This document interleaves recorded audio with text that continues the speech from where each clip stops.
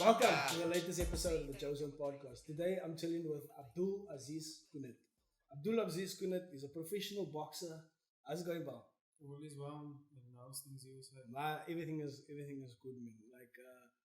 As you told me earlier, you aspire to be the South African boxing champion. You were kind of you're well on your way to becoming the South African boxing champion. If it wasn't for this whole COVID buzz that threw us all out.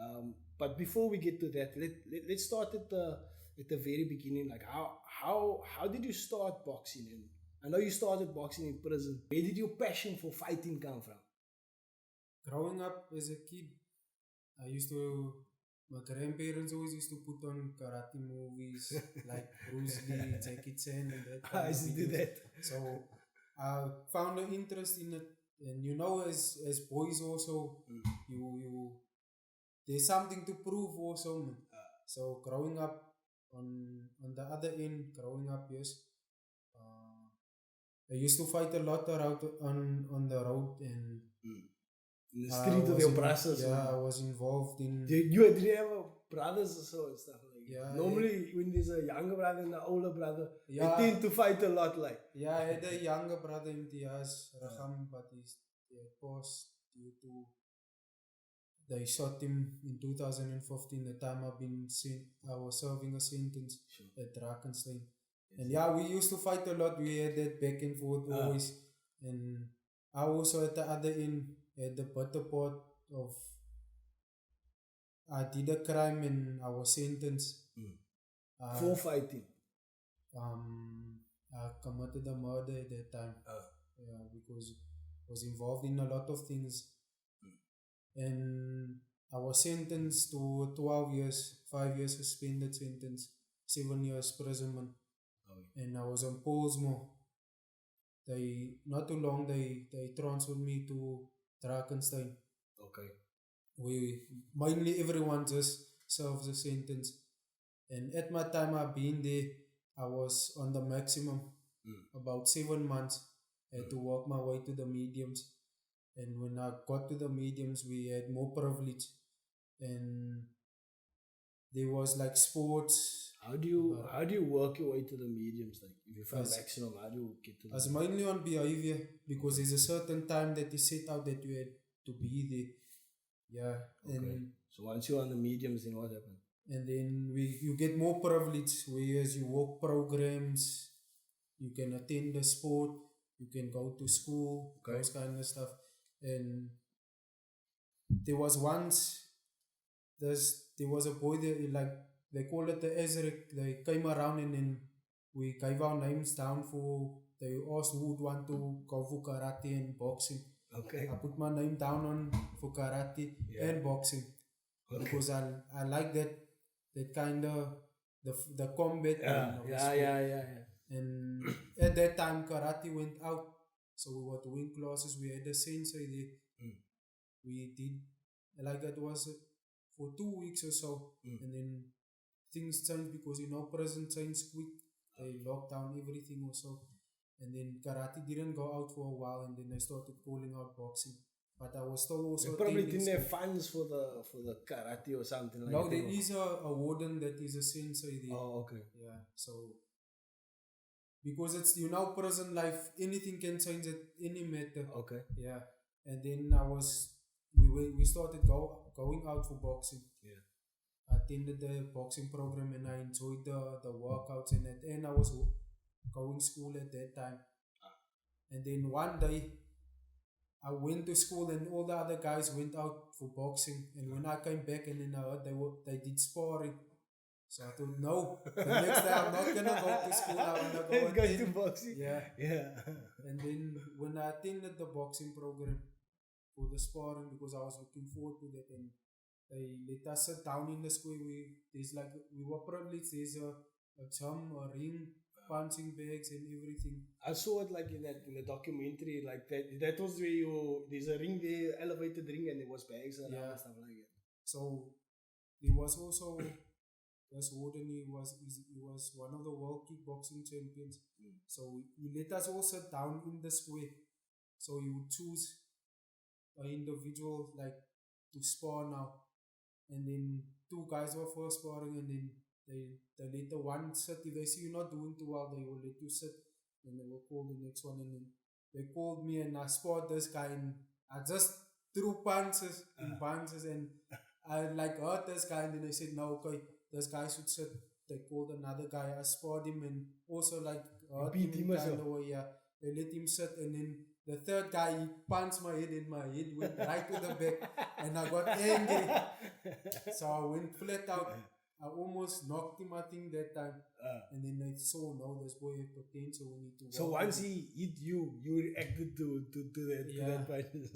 Because you know, like how when you get punched, you don't want to get, you don't want to take that hiding. Now you're going to see the hiding, yeah. So about 3 to 2 weeks in training, we were scheduled to have a tournament, Mandela tournament. Mandela also served this time. Yeah, at Victor Verstee, I know about that. So they have a tournament every year that is contributed to Madiba. Is it? Yeah. So he was released from Victor Verstee. Yeah. So we had our first tournament that was I think it was June or July or so. And then I had 3 fights. My first fight, I was fighting this bra, but you could see those people are conditioned the way how they came from. What fought against other prisons. Okay, yeah. Other prisons. Yeah. I thought it's not people from your prison, it's different prisons. Other prisons. Okay. So, from where? From around the country or from around Western Cape? Western Cape, mainly. Okay, so you fought people from Pollsmoor and so on. Brandvlei, okay. Voorbeek, prison like that, yes. So I fought this guy. This bro was literally beating me all the rounds. And then in that third round, I got crossed. And then I just knocked him out. And then from there, then it's almost like that confidence built up. Then I had my second fight. I beat the second guy also on the points decision. So I went. How many rounds did you do? Like, it's amateur? Yeah, so 3 rounds. Okay. So I had to fight this guy. He fought one of our guys, and he knocked our teammate. He knocked him out, and we heard that he was paralyzed on the one side. So I was a little bit. Yeah. Was that at the tournament? Yeah. Okay. So I knew the next day I'm gonna fight this guy, but then I said no, I'm gonna put everything on the line. But inside my stomach is working. So I came the next day, not too long, they called me and this guy to fight. So I can still remember that fresh out of my memory. As the fight started, I remember that time I was told just to double jab and throw a right. Yeah. And he slipped my jab and he gave me a right hand. And I felt that punch. I thought, yeah, the referee must stop this fight. So I thought, no, I'm going to fight now. And from there, I started throwing right hands, and I could see like I was hurting him. He's getting dizzy and like, so I thought, no, let me just start pushing, and then eventually I won the fight. From then and there, I knew boxing was for me. Did they work like weight categories at that tournament? Yeah, I was fighting at 66 welterweight. Okay. In today in my professional career, I'm fighting at featherweight, which is 57.15 kilograms. Okay. Yeah. So do you drop weight to just for the weigh-in, and then you go back up? We in the professional rankings, same as the amateurs, you drop weight over time period. Okay. Because you get a date set for when you are going to fight. So in between training, you also setting weight for that time to come. Yes. So tell me, after the tournament, like that was in your sentence, during your sentence that time, right? Yeah. So you were like, right, this boxing is for me. What was your next step? Like, did you decide in prison I'm gonna become a professional, or what was it like? Did you come outside and then you decide you're gonna become a professional? How did it go? The dream and the goal got bigger, and the time I was still served, because I had still time to serve in prison. That was only the beginning of the time that I was serving. Okay. And so I went ahead by training, consistently training because the way how the people also like, not to say they praise me, the way how they like me, because that time in prison you didn't get a lot of sun, so I was like white, like pale. They used to call me whitey. Same here, buddy. Yeah, so from, like I said, from then and there I knew boxing was for me, and then at the end of the year there's like a sports awards, and I won, um it was best boxer of the year. Yes, I won that trophy, and so it kept building my confidence and my drive for boxing. And Am I right to say like that you gain respect through boxing? Yeah. Like the respect of the other inmates you get through boxing, like, because they could see like, yo, this bra is really good at it, like. yeah, people would see at that time also. I used to train a lot, like 3 times a day in prison. When people see me, I'm busy training. Before that tournament, the people didn't really believe. They would say, yeah, like friends that I grew close with would say, my bro, I got your mood. So I said, nah, I'm worried, I got seen. And as like that, I had to break the ice. And from there, the people always believed in me. And like when we went out fighting, they always knew that I would come back winning. There was only once in my amateur career that I lost once, and as like that, not to say that I failed, but from there, like, it gave me that drive. I'm gonna always be fit. I will put everything and anything on the line when I'm fighting with someone. You must know. Do you consider yourself an artist In boxing? I consider boxing as an art, and it's a martial art. Yeah. So therefore you're an artist, like each artist, like I'm a graphic designer and I'm also a comedian. So I also consider myself as an artist. But each, like a rapper, he's also an artist, like, and a painter's an artist. Like, for each like artist, like, have a specific style, you know, like you can see different styles of paintings.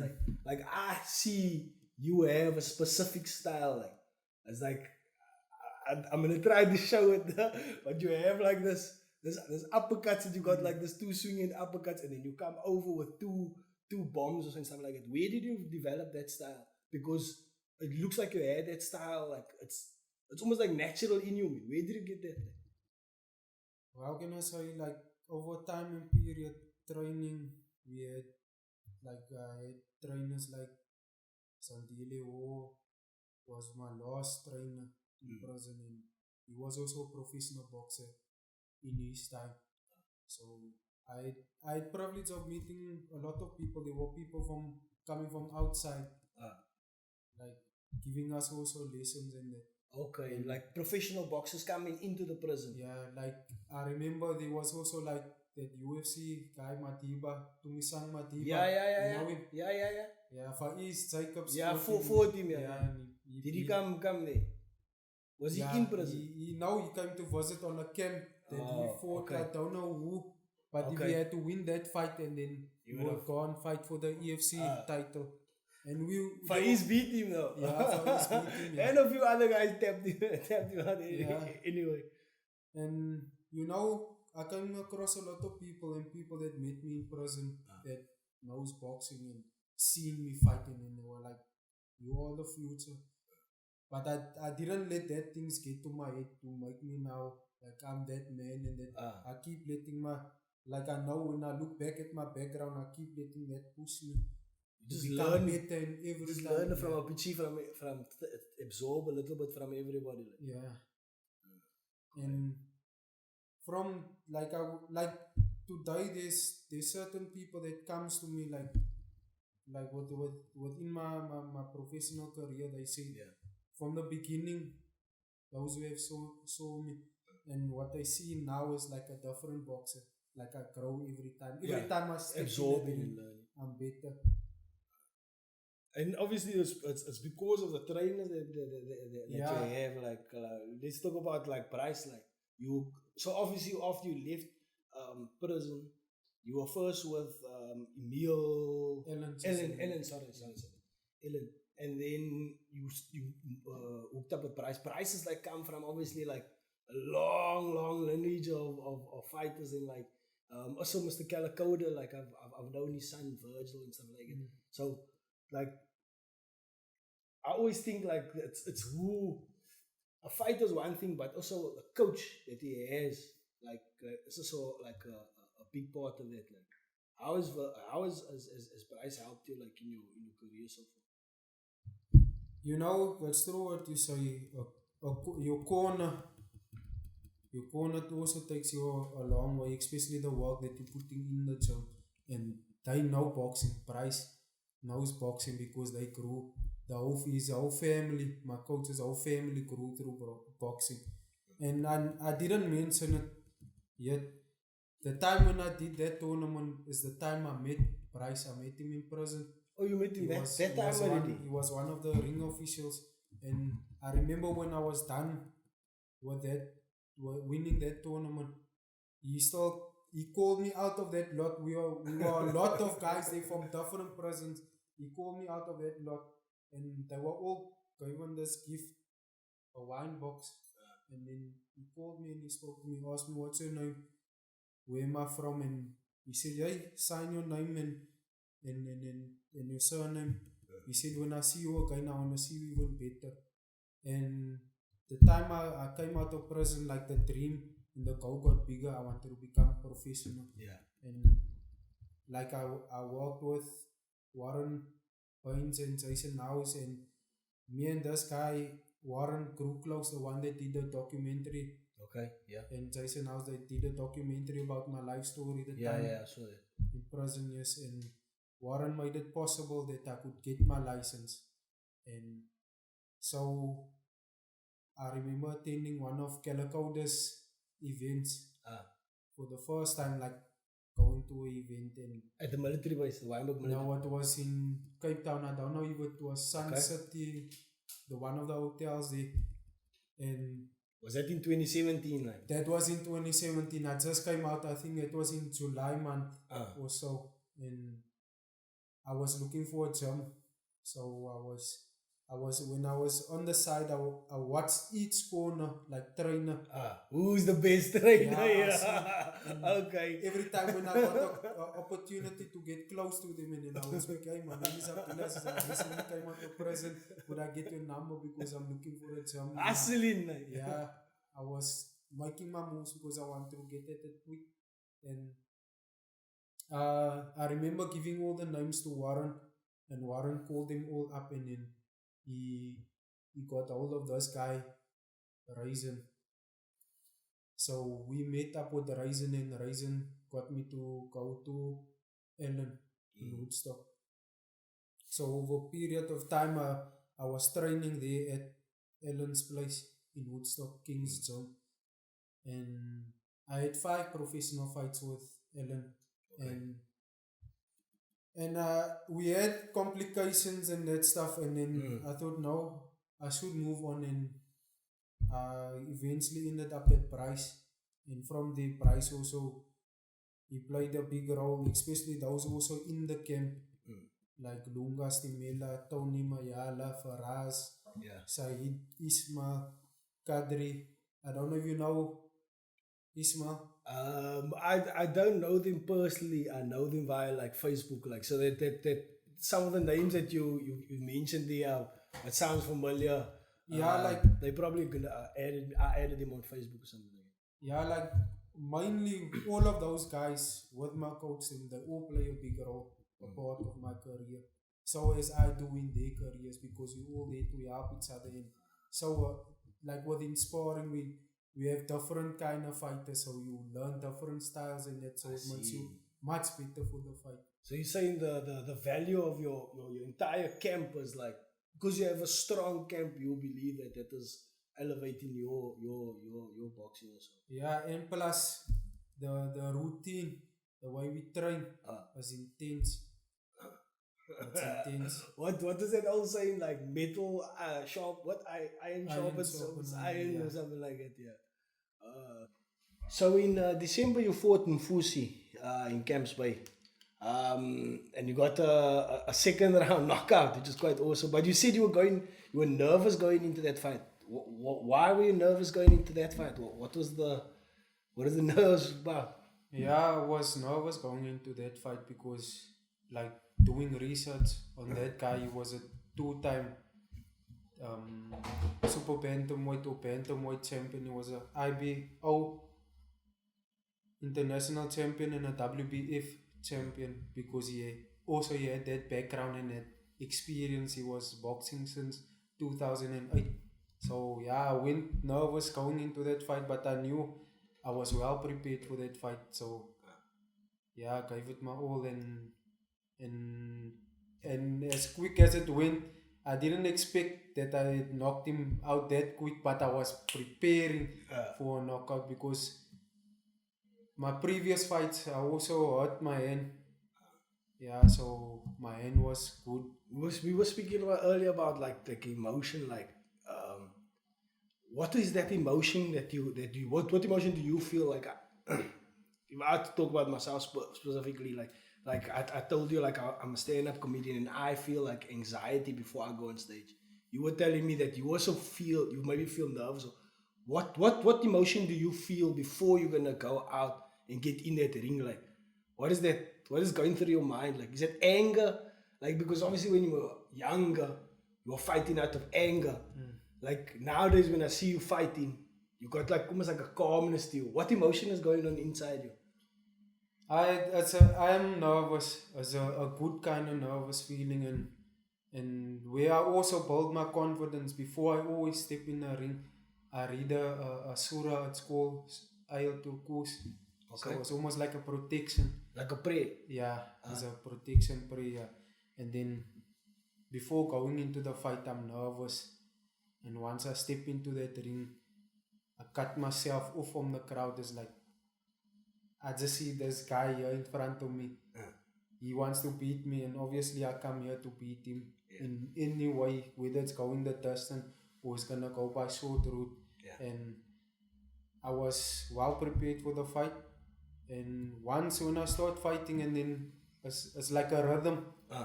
Then it's like my blood is hot now. The nerves go away. Yeah, then it's all gone. But that's a good feeling while I'm fighting. Yeah, I feel that same way. Like while it's happening, it's like that you get that mellowness. But before, it's like you almost want to throw up or something like that. Like it's maybe anxiety. Maybe not close to throwing up, but yeah, that is a good feeling. Do you feel it's like a good feeling? Yeah. And I didn't ever feel like, today I don't feel good. I make sure I rest, eat right, and when I go into that fight, yes, I know that feeling is there before going in when I'm fighting, and I know. You mentioned like eating right. Like, do you have a specific diet that you follow? I have a diet, but I don't think the diet is too strict. But I like when going into a fight, I will eat boiled eggs in the morning. Old school. Yeah, something light. And then in the afternoon, I will have like a banana or something, a fruit. And then at night, I'll have my main meal, like chicken, steak, but not a lot of carbs because that makes the weight also go up. Oh yeah, you need to obviously keep your so you don't have like a portion. You don't have somebody helping like you out of your diet. It's just maybe your trainers or something like that advising you how to eat. My trainers advise me like what to eat, and when you cut in weight and I don't have that professional, that strict kind of diet. Not yet. Yeah, not yet. One day. Yeah. One day when you get to that level. Like, there's a lot of the guys they go in vegetarian and vegan and they experimenting with these different types of things. Like some athletes as well, there was stuff on Netflix and these documentaries. But it seems that some boxers seem to just stick to the old school. Do your running. You obviously do your running every day. Like. Yeah, run every day. Plus also on my end, I don't have a problem with my weight because my weight drops quick. Like if I have a training session, I probably drop 2-3 kgs in one session. Like one. How long do you train for? We train 2 hours. Okay. And you lose that much like in that training session. And that is what just in the afternoon training, sparring, and then I still run in the morning because running also keeps your weight Nice. So you run in the morning, then you obviously you eat what you eat. You eat light during the day. You don't eat heavy during the day. And then you do your afternoon sparring or training. Training with the team at the gym, and then I'll come back home and then I'll have my solid meal. But you don't run again at night like twice, just once. I don't have a problem with my weight. That like you get certain people where they start having problem with their weight, then they have to train extra hard to reduce that weight. Yeah. Okay, so that's why that one's. Yeah, that's why you get some people that's almost overtrained. Like they almost like it's good to keep that balance. Like, right? Yeah. So like a big thing for my podcast is like with what we cover is like family and your support system. Like your mom has been there like for you, like and obviously like you lost your brother and stuff like that. But do you reckon that adds value, like you having your mom as a support system and your younger brothers to your life? That plays a massive role. Family, like especially also making my mother proud. My father also is still there today. Yeah, things change over time, and you get old. Like explaining the time in my documentary, like that time of my life, everyone changes over time. Yeah, it's good to have the family supporting me, and plus when I go at the event, there's people that doesn't know me. Like in the beginning also of my career, then the people would look at me, hey, is this brother really a boxer? But once I'm done there, like the people, then they would approach me. They say, okay, you a good boxer and stuff like that. And like the support of the inmates and the support of like there's more supporters. You feel is growing like yeah, you're out like every time going like I say always, like when I'm going, I become a better boxer every time sitting foot in the ring and getting a lot of support, family, new people that I don't even know, people that also chats to me at times. They say they follow me, they're inspired by me, and that is my point. I want to inspire a lot of people out there, because where there's a will, there's a way, and there's certain people that can change out of situations that I come from. Yeah, there's a lot of people that's come from where we like from Cape Town, like not just the Cape Flats, because I mean look at the Cape Town, even the Western Cape, they can look at your story and they're like, yo, this brah, look where he's been and look what he's overcome, and they can be inspired by that and look at it and they can say, I can also aspire to be like that. That is actually the point of my show, like to highlight people, like there's people doing dope things out there, man. We need to show them. You need to get more supporters, and one day you're gonna be like, I think you're gonna fight. I think you'll fight for a world title. I think that I said to Faiz, like before he won the EFC title, you're gonna win the EFC title, and then it happened. Like I know you're aiming for the South African title, but I think you're gonna go one step further than it's an African title. It's basically in the bag already. I shouldn't speak so, but it's I believe that. And then next is the world title, and hopefully the growing support that you're gonna get is gonna help elevate you to get to that place. Like I hope. Yeah, inshallah, time will tell, because your work that you put in, your dedication, and you, especially when you put everything in there, everyone don't see that. They only see the time when it's time to do what you have to do. And I believe like where you have that wall, and that wall must be big, can overcome and become anything. I agree with you. Like so what inspiring like is do you feel it's a responsibility, like you have a responsibility to do well at boxing, to inspire your supporters, or do you feel like it's a responsibility to do well so that your supporters can keep following you, or do you feel that way? In within this industry, boxing. To say if it's a responsibility, I don't think so. Okay. To always make them proud, because this is life. You can't predict how things will be in the future. Okay.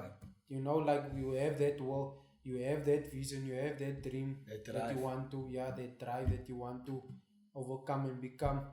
And to say maybe there's a time that you're gonna fail at something, maybe not at a fight, to say, or wherever, because we're not living perfectly. We still humans, we still make mistakes, we still sin. You know what I mean? Not to say that we live our life perfectly. The prophets and those kind of people live their life out perfectly. But to say, for me, if we all come from backgrounds. I have my story. Yeah. You have your story. I don't know. My story had been put out there on media and that, so you could understand. Some of us, we fight battles with it within our homes, or with like people growing up, especially when you're a boy, you're getting bullied. That can give you that drive to become something better. Like Faiza's story.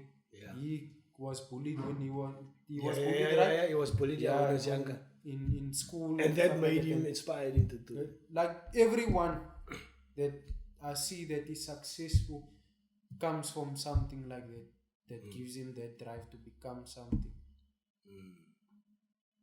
I see, I know what you mean. They're using something to inspire them to catapult them to the next level. But like also in the end, you're going to get people. You're going to do this thing in the beginning. People are gonna come to you. They're gonna, like I said in the beginning of my career, people would look at me and they think, hey, like I can see that idea in their mind is, this boy really a boxer. When I'm finished fighting, they would approach me and give me my due. You will get that over time, but then there's gonna come a time you need to always inspire yourself, because it always begins with you. You know what I mean? Because it's not everyone. You're not gonna tell me every day, like, you're gonna come to me, my bro, you're the best boxer. Go run. My bro, you must eat right. You know what I mean? I get what you're saying. Yeah. That's where it has to begin with you. You put it on you to do that, and you can't wanna live for other people. You can't wanna live for other people. You can't wanna do push-ups to impress other people. You must do push-ups for your own world.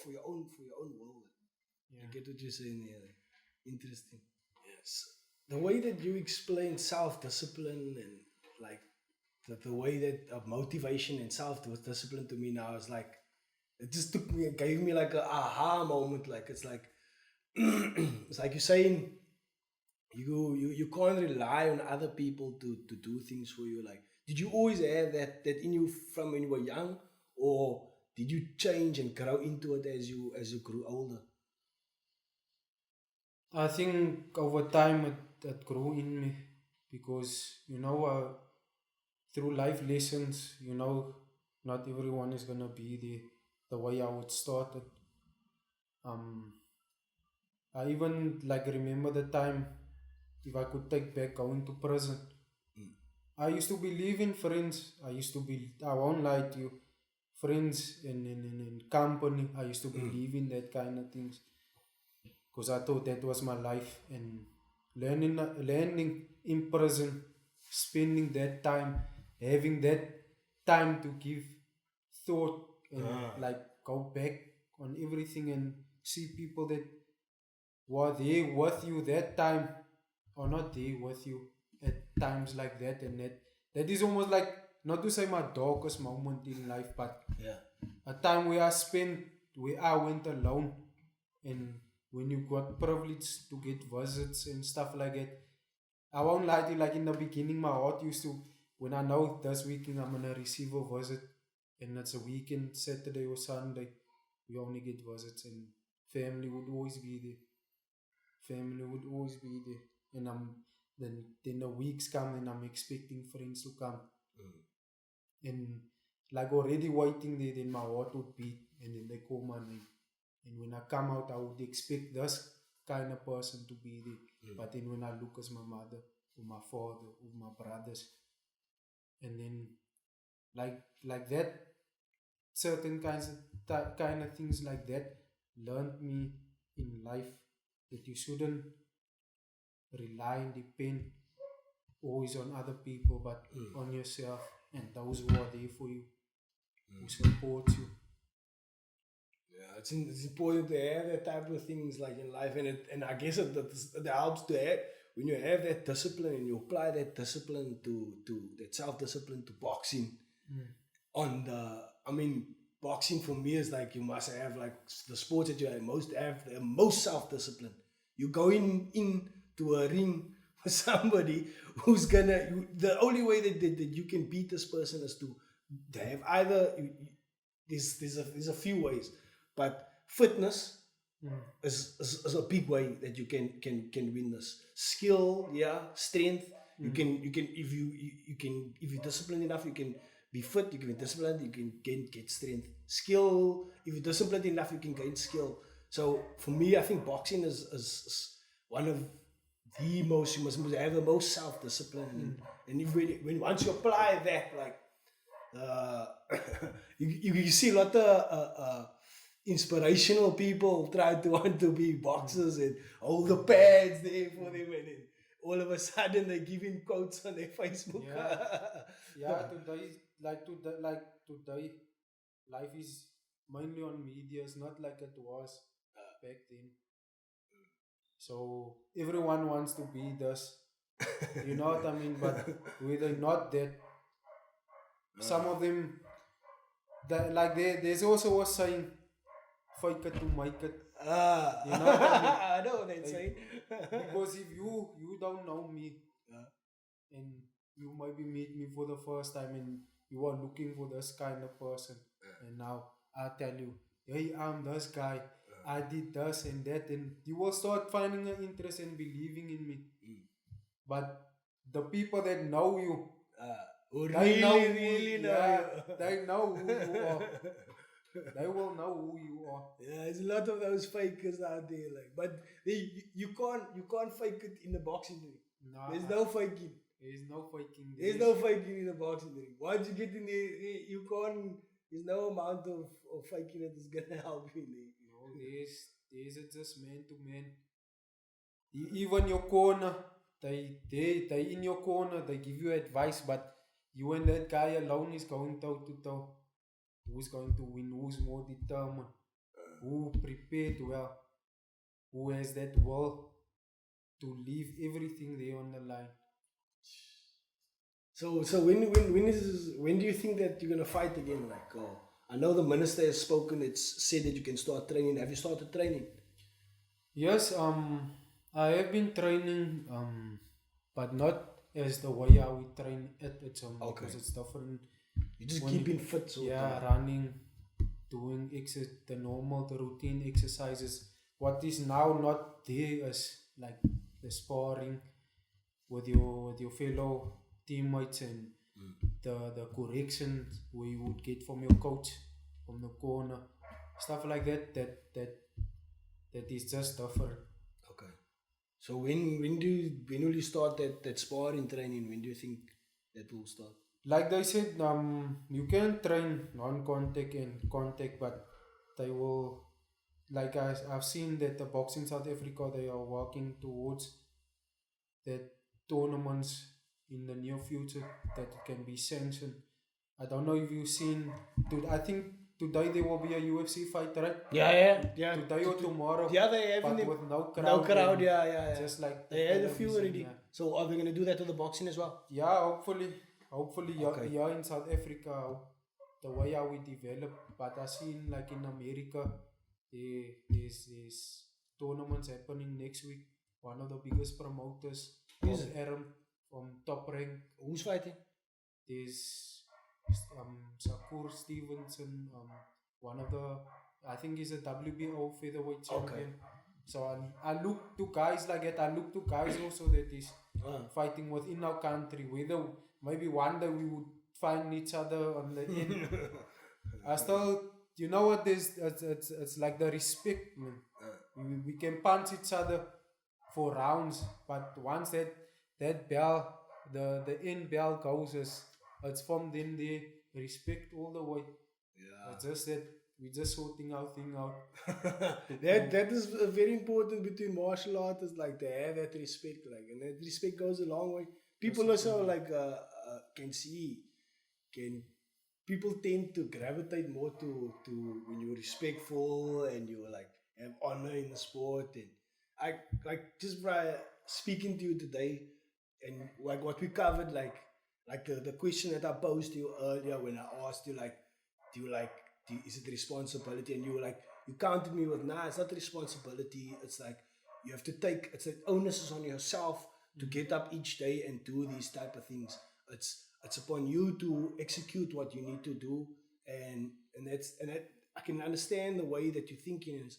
It's dope to it's an honor for me to have this opportunity to speak to you on this podcast, and I believe when I saw you fight like at the military base the first time, I was like, yo, this brah, there's something special about him, like just like technique, like I don't know much about boxing, I don't know much about fighting and stuff like that, but I can see when technique is pure.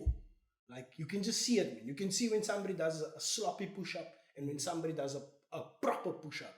Like when I saw your technique, it's just like, yo, that's how a jab is supposed to be thrown. That's how a right is supposed to, that's how an uppercut's supposed to happen. It's a sweet science. They call boxing a sweet science. Yes. Yeah. And when I saw you the first time, I was like, that is what they're talking about. That is the sweet science. I saw that one a few times before. I saw that. I've seen the like martial arts, like beautiful martial arts, like I call it beautiful. It's like a oxymoron, like contradictory. You know what I mean? Like beautiful fighting. Beautiful fighting doesn't go together. But I've seen beautiful fighting from Faiz. We spoke about him, and then before Faiz, I've seen it also with Irshad Sayed. Have you? Yeah, he's the one also that fought Madiba on the time, right? Yeah. Irshad Sayed. Yeah. And Irshad Sayed he's from Waiba, but he also trained in boxing with Mr. Calacoda, so that was quite a while back. So like the revenue again. Yeah. There's been a car revenue like opposite like the old days, but anyway, we try to keep it going. Irshad Sayed, I was talking about. I've seen that crisp boxing with him. Have you seen his punches before? Yeah, I think the time when I came out of prison and then like you get the privilege to watch TV now, whatever you want to, and I've seen him fight. He's good, yeah. His head movement is also like. Yes, the proper boxing style. Proper boxing style, yeah. So, but that comes from Mr. Calacoda, and like I mean, he's trained many other fighters over the years. I'm not just saying, but the lineage leads back to Cape Town boxing, and it's dope to see you now take over that flame and head forward. Like, I see big things for you in the future. Inshallah. Yeah, you have to put that in, like I said, I'm not saying that I'm religious like that, but the main important thing is to have faith. Faith, it plays a massive role whatever you do. Having faith. Yeah. My kids are shouting downstairs. I don't know if you can hear that. You're right. Like it's a right to have faith. Like, do you know? You obviously listen to Youngster. Yeah, follow him on Instagram also. I listen to what he. And he also introduces like his faith into his raps. And there's actually a song I was listening to, like Crazy Arabian. Have you heard that song? No. But anyway, he explains in the song Crazy Arabian. It made me think of you because Arabian Night and anyway. So in the song he speaks about like he's not a perfect Muslim, but he aspires to be like, and like he's like trying his best to do what he does. Like he does some. Not everything is perfect, but he aspires to be. And I think you have that similar message. Like you're not the best, you're not the perfect, but you're aspiring to do that. Yeah, right on, yeah, because no one will love their life out perfectly. No one will love their life out perfectly, like I said, like of the prophets, like in the of a Muslim or so, or whatever your beliefs is, you will never love your life out like that, people, because there will come a time where you're going to do something wrong. But you can aspire to, you can try to. You just need to make that effort. I think we'll end off on that, like, and that's a good note to end off on. Like, thanks for coming on my show, man.